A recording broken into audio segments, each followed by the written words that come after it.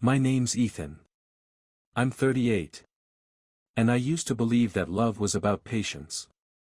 About showing up, every day, even when the other person doesn't. That's what I told myself, over and over, because I thought it made me strong. Loyal. But really, it just made me convenient. We met on a rainy Thursday at a grocery store. She dropped a carton of eggs, I picked it up, and we laughed like strangers in a movie. Her name was Layla. She had this restless energy about her, like someone always half a second away from leaving the room. And I was calm. I think she liked that about me. I didn't pressure her. I didn't demand. I listened. We moved in together after 5 months. Married in a year. I thought we were fast but solid, like people who just knew. Looking back, there were signs. Little things. She was affectionate, but never when people were around. She kissed me like a checkbox, not a choice. She never introduced me to her coworkers, even when we bumped into them in public. I like to keep work and personal life separate, she'd say.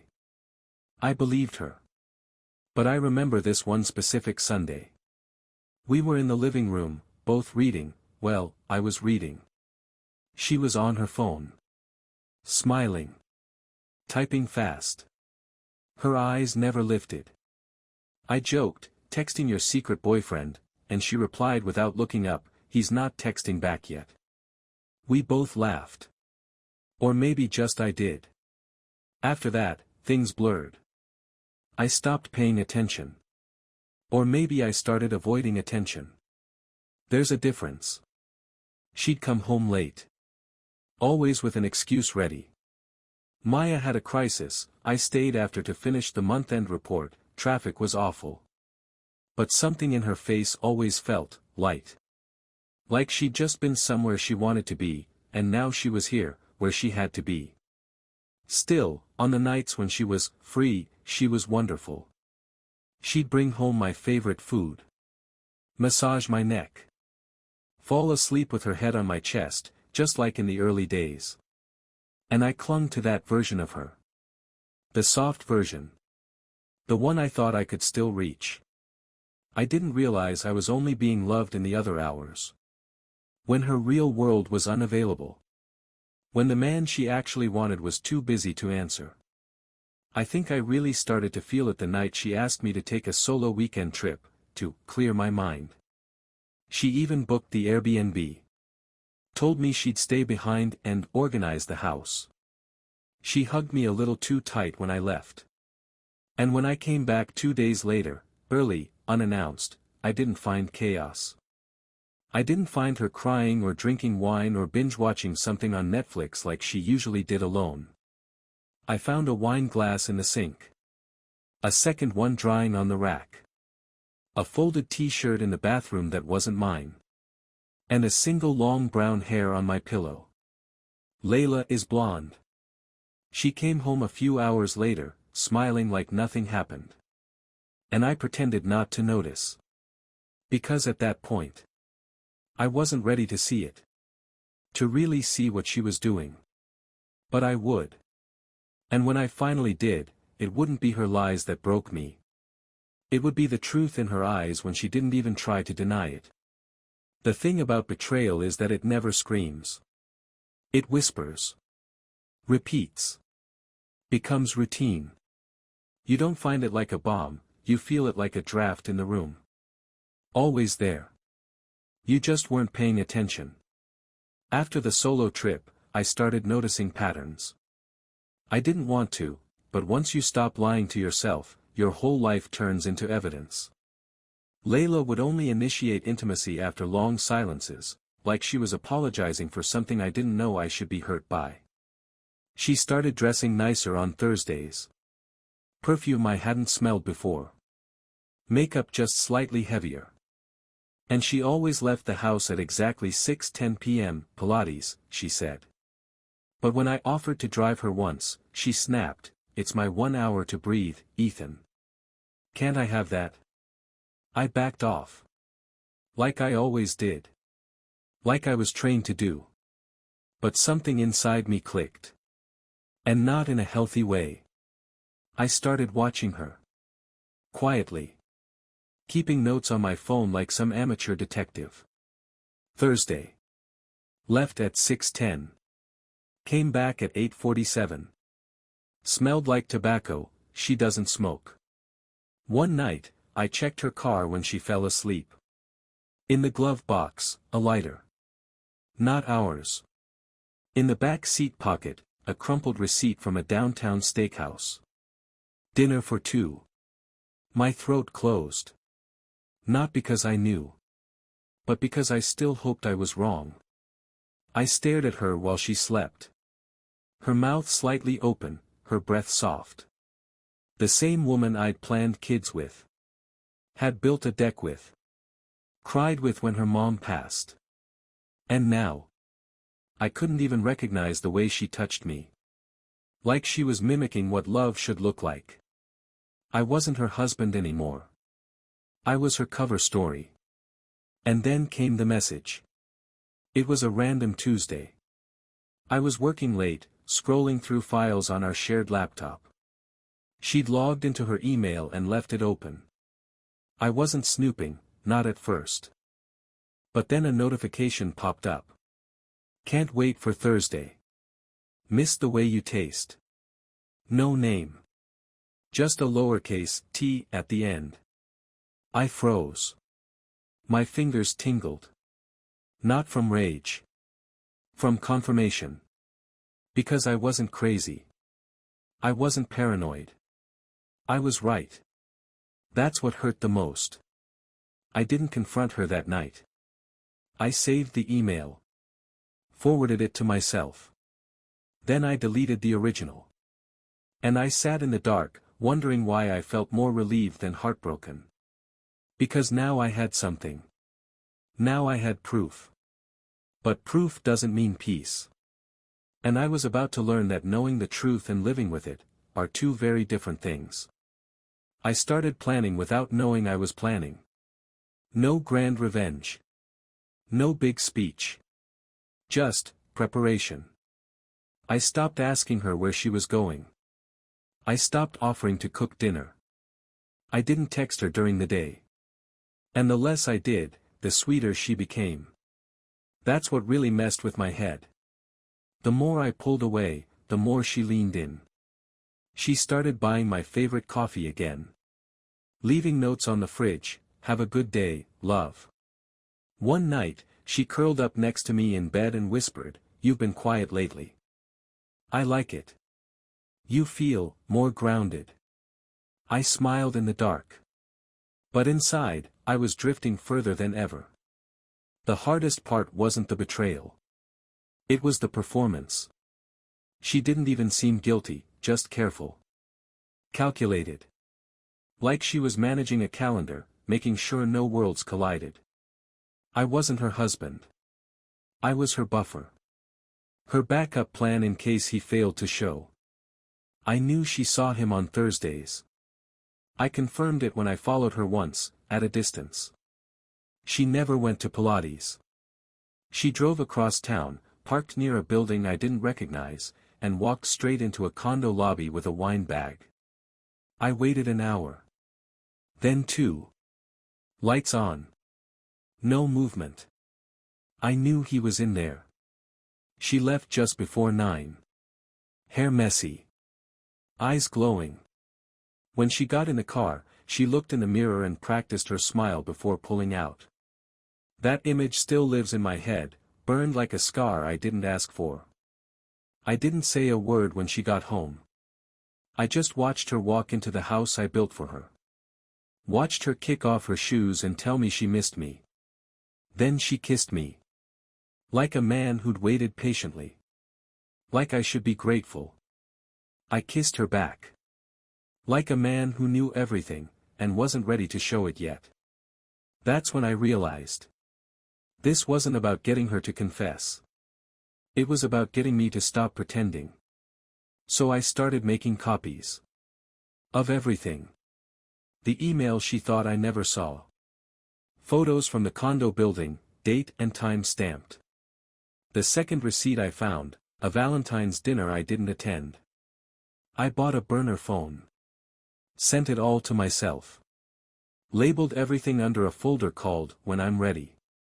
But even with all the proof in my hand, I couldn't confront her. Not yet. Because every time I looked at her, making coffee, brushing her hair, humming off-key in the kitchen, I saw the version of her I loved. The version she only became when he wasn't available.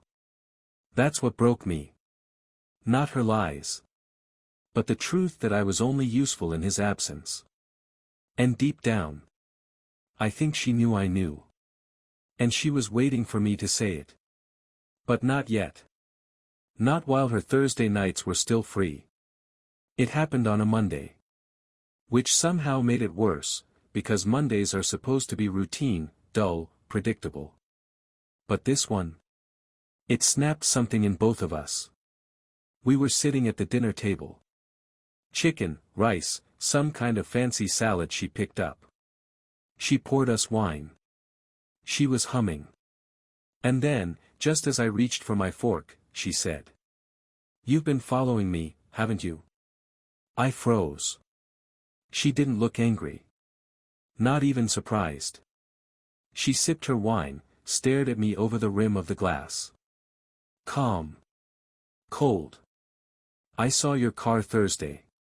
Reflected in the condo windows." My heart didn't race. My face didn't flush. I just set the fork down and said, "Yes." Silence. Then she laughed. Laughed. Not like someone caught, like someone in control. "You really are patient, Ethan," she said. "I was starting to think you'd never ask." "Ask what?" "What is this, Layla?" I finally managed. "Is he your boyfriend? Your real husband? Am I just, what? A hobby?" She didn't flinch. "He's not my husband," she said. "Neither are you." And then she said something I'll never forget. "He gives me chaos. You give me peace. I need both. But not at the same time." I stared at her. I didn't even know what that meant. How could someone say that out loud, like it was reasonable? Like it was a grocery list? "You're insane," I whispered. "No," she said, setting down her wine. "I'm honest. You're the one who built this fairy tale in your head. You never saw me for who I really was." That part stung. Because deep down, some part of me had seen it. But I ignored it. Smoothed it over with love and dinners and lawn mowing and movie nights. She leaned in. "You want the truth? Fine. I never stopped loving him. I just loved you when he was busy." And there it was. Not a knife, a scalpel. Sharp. Precise. Meant to cut with clarity, not chaos. I stood up, walked to the living room, and sat in the dark. A minute later, she followed me. Sat down next to me on the couch like it was any normal evening. "I don't want to lose you," she said. "You're good for me." "Good," I said quietly. "Like vitamins?" She chuckled softly. "Something like that." I didn't respond. I just stared ahead, into nothing. Because what do you say to a woman who loves you like a diet? She took my hand.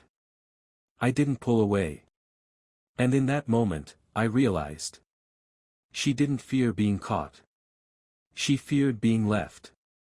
Not because she loved me, but because I made her life easier. She wanted both of us.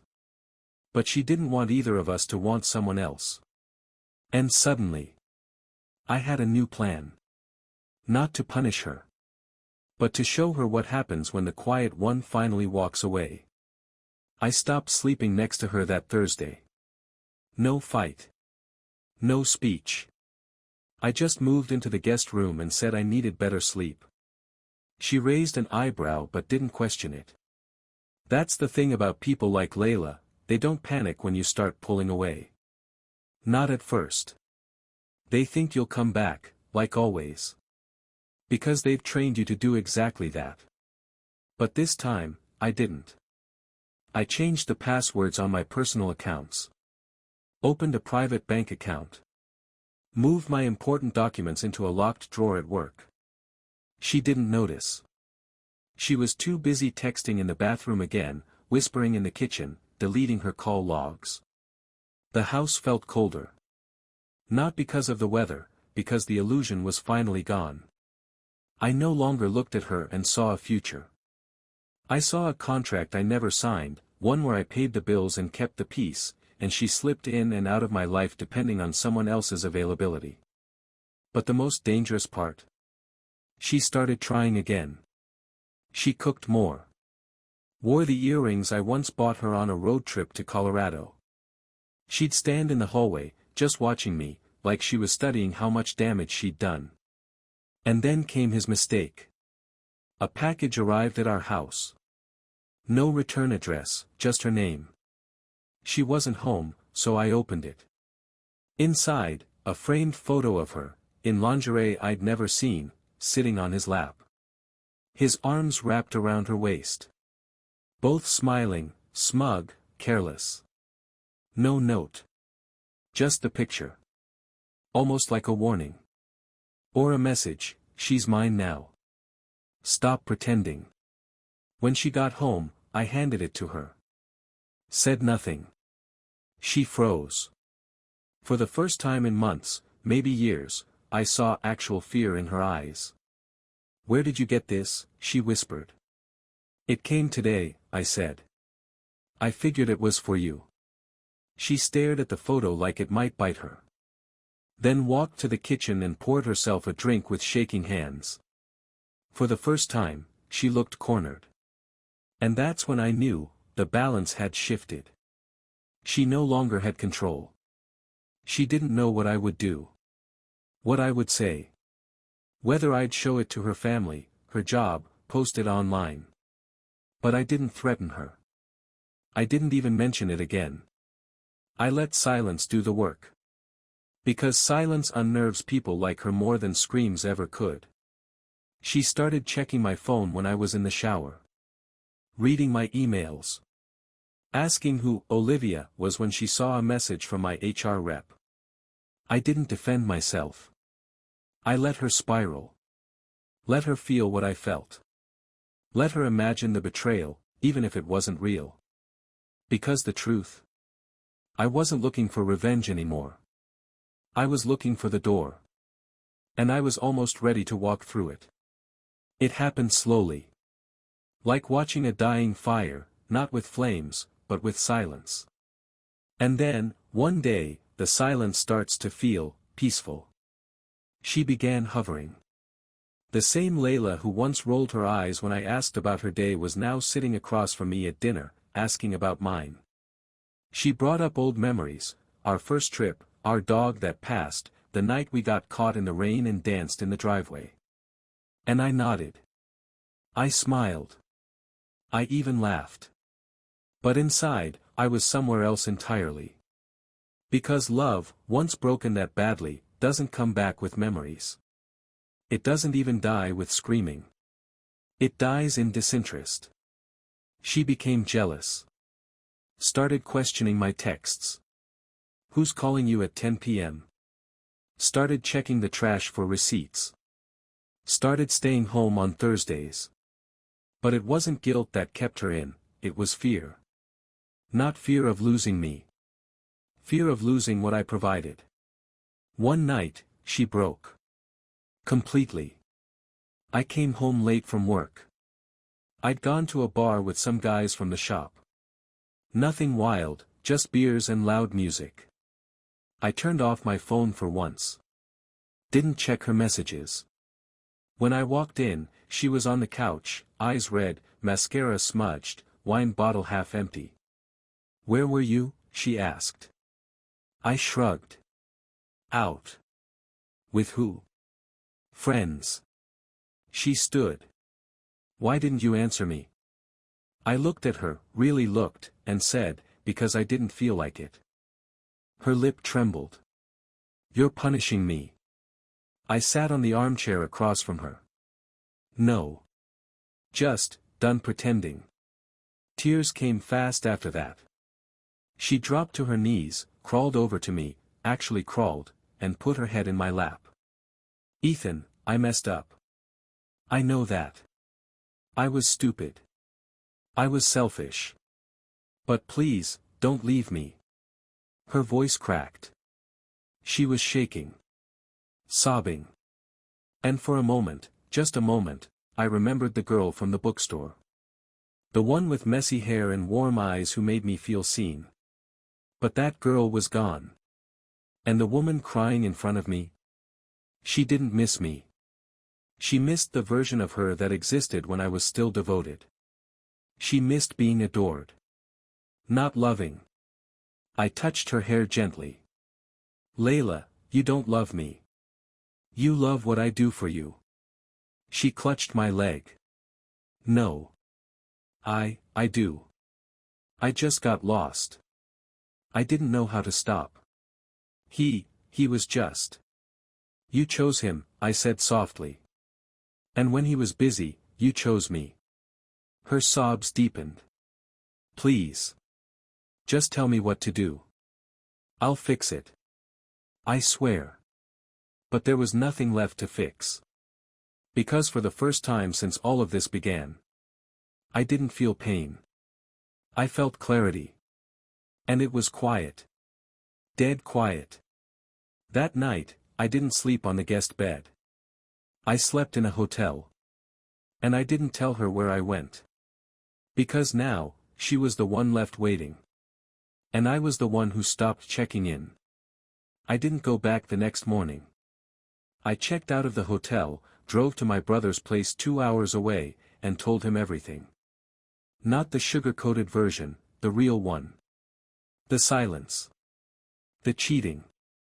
The wine glasses that weren't mine. He didn't say much. Just poured coffee and said, "You're late, you should have left her a year ago." Maybe I should have.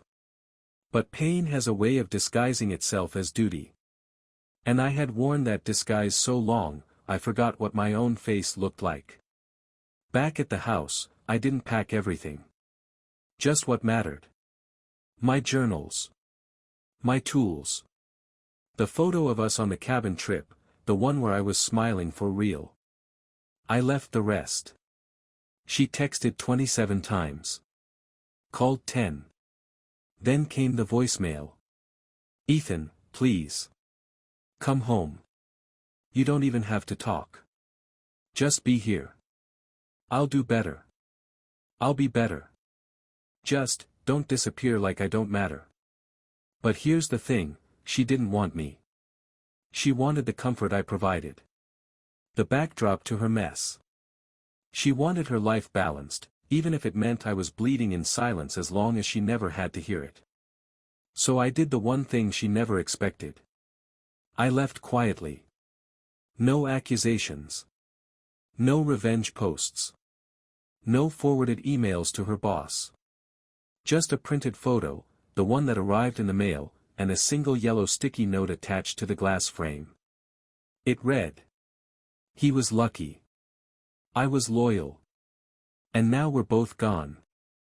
I left it on the kitchen table. Next to the wine glasses. And I walked out. Keys on the hook. Garage door closed behind me. She texted one last time, hours later. You could have at least said goodbye. But I did. She just didn't hear it. Because for the first time in years, I wasn't speaking her language anymore. I didn't block her. I didn't respond. I didn't check back. Because some endings don't need confirmation. They just need finality. And I found mine not in her tears. But in my own silence.